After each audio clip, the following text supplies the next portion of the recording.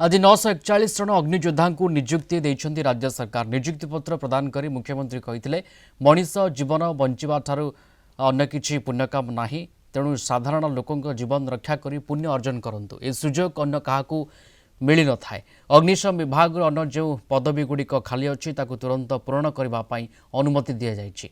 आज समारोह में उपमुख्यमंत्री प्रभाती परिडा, केवी सिंहदेव, मुख्य शासन सचिव मनोज आहूजा, अतिरिक्त मुख्य शासन सचिव सत्यव्रत साहू, अग्निशम डीजी सुधांशु षडंगी प्रमुख उपस्थित रही।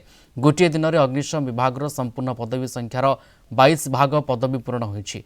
गृह विभाग में खाली पदवी और नुआ पदवी मिसी प्राय 10,000 पदवी खूब शीघ्र पूरण कराजिबो। माननीय मुख्यमंत्री देले नियुक्ति पत्र और अन्य को आम समस्त को आज दवाई उद्यम करुचु।